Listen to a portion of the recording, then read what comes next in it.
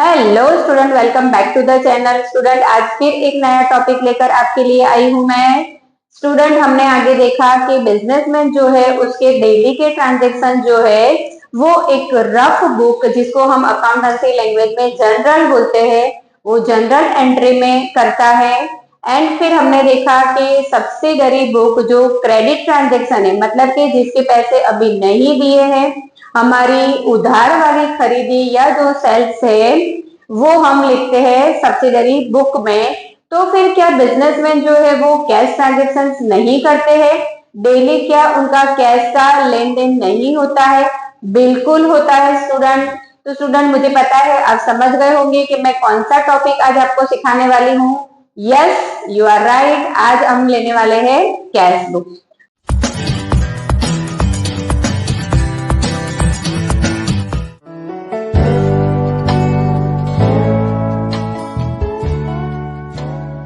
तो cash book क्या है? तो student, cash book is a special book in which we are recording cash and banking transaction.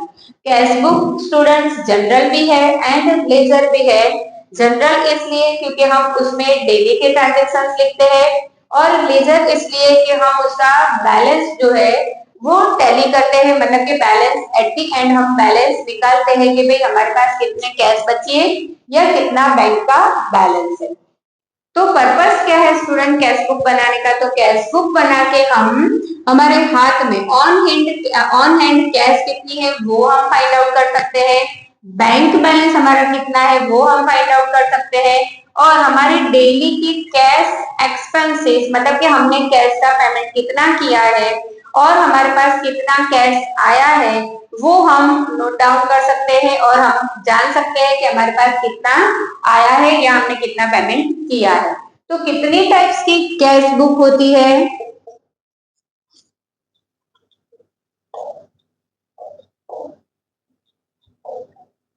Cash book 3 types की है। One single column,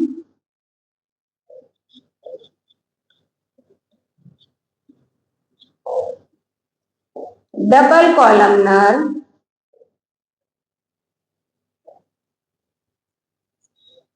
cash and bank column and 3 columnar,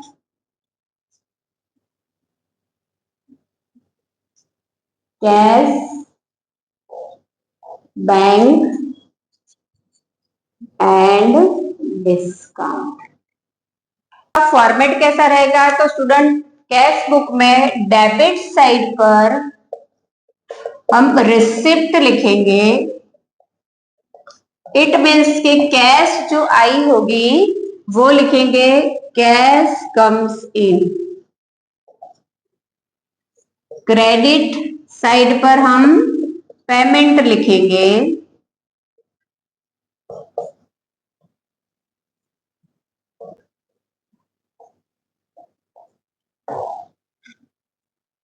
तो cash book का format कैसा है? Payment, date, particular मतलब receipt या payment. अगर debit side है तो रिसिप्ट, क्रेडिट साइड है तो payment, LF ledger folio number and cash amount. मतलब अगर हम सिंगल कॉलमनर बनाते हैं तो हमारा कैश बुक का फॉर्मेट स्टूडेंट ऐसा रहेगा। आप नोट डाउन कर लीजिए, बहुत ही इंपॉर्टेंट आपको की रूल्स बताती हूँ कैश बुक करने के लिए। अगर कैश आई है तो आपको रिसिप्ट साइड पर लिखना है कैश गोज, मतलब आपने पेमेंट किया है तो आपको पेमेंट साइड पर लिखना है। क्रेडिट ट्रांजेक्शन, क्रेडिट में आपने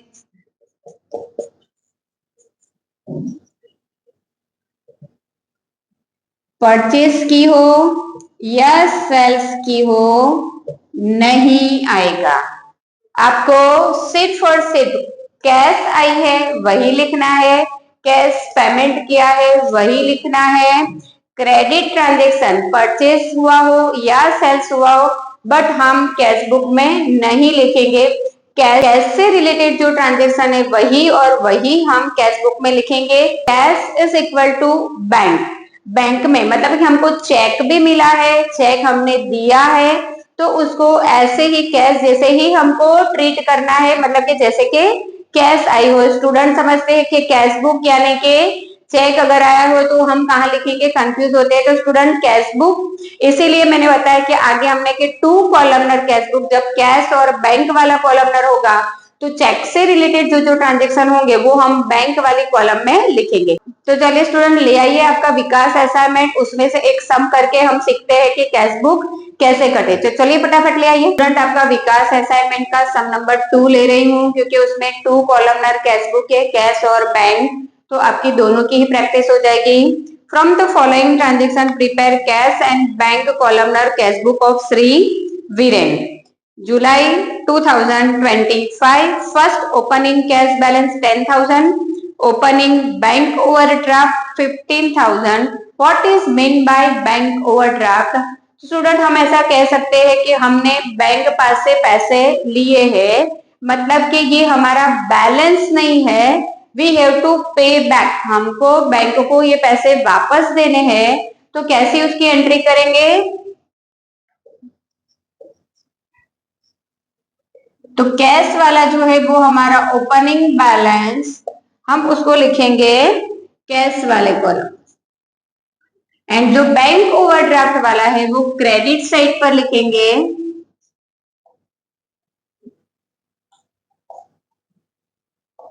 बैंक कॉलम में। Bank debited 800 for bank interest, also bank sanction additional overdraft of ₹20,000। Bank ने हमको 20,000 रुपीज ओवरड्राफ्ट दिया है, मतलब कि एक छोटी सी लोन दी है, मतलब कैश हमारे पास आई है। तो to bank account receipt side पर 20,000, पर जब बैंक ने हमको ये 20,000 दिए तो एस बैंक, हमारी चाचा मामा तो लग नहीं रहे, तो बैंक हमारे पास से इंटरेस्ट बैंक ने पहले ही काट लिया है, मतलब हमारा पेमेंट हुआ, तो पेमेंट साइड पर लिखेंगे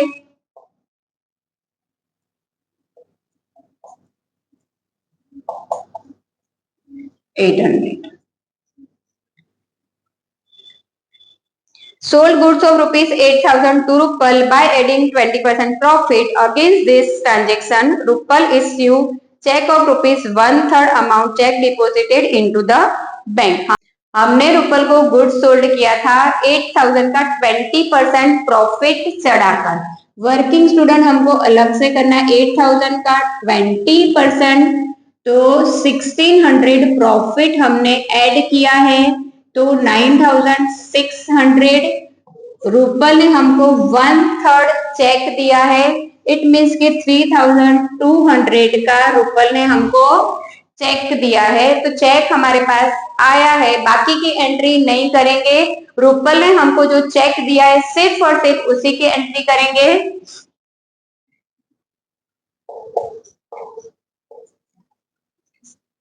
चेक दिया है तो बैंक वाले कॉलम में 3,200। Brought personal saving 10,000 in the business, out of which 5,000 deposited into the bank. हम बिजनेस में 10,000 एज अ कैपिटल लाए, तो हम कह सकते हैं कि 10,000 में से 5,000 कैश लाए और 5,000 हमारा बैंक में गया है। तो to capital as a capital लाए हैं हम, तो 5,000 in cash column and 5,000 in bank column. 2,000 cash given to accountant for brokerage, हमने अकाउंटेंट को ब्रोकरेज दी है, पेमेंट किया है।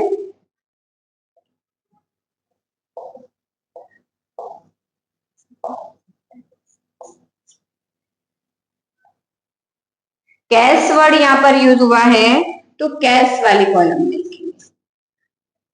एंड सेम डे हमने म्यूनिसिपल टैक्स पे किया है बाय चेक, तो चेक बैंक वाले कॉलम में, बाय चेक तो बैंक वाले कॉलम में लिखेंगे 1,500। जहां पर चेक वर्ड यूज है वहां आपको स्टूडेंट बैंक वाला कॉलम यूज करना है। Cheque of Rupal dishonour, Rupal give cash including noting charge. What is mean by dishonour? Dishonour मतलब कि चेक बाउंस होना। रूपल ने हमको ये जो चेक दिया था वो चेक हमने बैंक में डिपॉजिट करवाया, तो रूपल के अकाउंट में बैलेंस नहीं था, तो चेक रिटर्न आया है। और जब जब ऐसे चेक डिसऑनर होता है तो बैंक हमारे पास से चार्ज लेती है और वो चार्ज को नोटिंग चार्जेस बोलते हैं। तो ऑब्वियसली रूपल की गलती थी, रूपल ने हमको चेक ऐसा दिया कि जिसमें उसके अकाउंट में बैलेंस ही नहीं था, तो ये पैसे हम बट ऑब्वियस रूपल पास से ही कलेक्ट करेंगे। तो रूपल ने हमको कैश पेमेंट दे दिया है, तो रूपल के अकाउंट में टू रूपल अकाउंट 3200 के जो हमारे मांगते थे उसके पास वो 3200 एंड 100 नोटिंग चार्ज ऑल्सो, तो रूपल ने हमको 3300 दिया है। बट यहाँ पर स्टूडेंट एक मिस्टेक हो रही है कि 3200 भी यहाँ पर लिखा है हमने और ये 3300 भी लिया। इसका मतलब ये हुआ कि हमने रूपल पास से 5500 लिया है, नहीं, रूपल का ये वाला चेक तो पास ही नहीं हुआ है, तो फिर क्या करेंगे, तो उसकी रिवर्स एंट्री कर देंगे हम।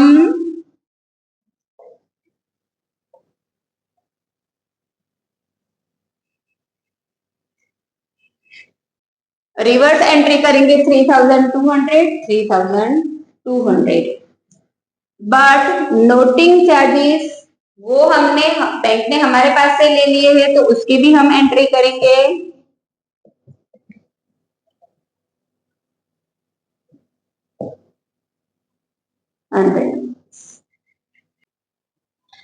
कैश का रिसिप्ट साइड का टोटल 18,300, तो यही टोटल हम यहाँ पर लिखेंगे 18,300 और 18,300 में से 2,100 हम माइनस करेंगे, उसको कहेंगे हम हमारा by balance carried down. Student चलो कैलकुलेट करिए 16,200 जो हमको यहाँ पर लिखना है। Student clear? Receipt side of cash book, payment side of cash book minus करना है और वो जो अमाउंट बचेगी वो हुआ आपका कैश बुक का बैलेंस। ऐसे ही हम बैंक कॉलम का टोटल करेंगे, तो इट इज 28,200 भी हमको यहाँ पर लिखना है। 28,200 टोटल में से हम बैंक का पेमेंट साइड का टोटल माइनस करेंगे। चलिए स्टूडेंट बताइए कितना है। बैंक का पेमेंट साइड का टोटल माइनस करेंगे तो बैलेंस बचा 7,700। स्टूडेंट बैलेंस टैली करने में ध्यान रखिए कैश के टोटल में से कैश का पेमेंट माइनस रिसिप्ट के टोटल में से पेमेंट का टोटल माइनस करना है। स्टूडेंट बैलेंस कैसे फाइंड करेंगे, तो कैश में डेबिट साइड की टोटल में से क्रेडिट मतलब पेमेंट साइड का टोटल माइनस करेंगे, जो मिलेगा वो हमारा कैश बैलेंस हुआ।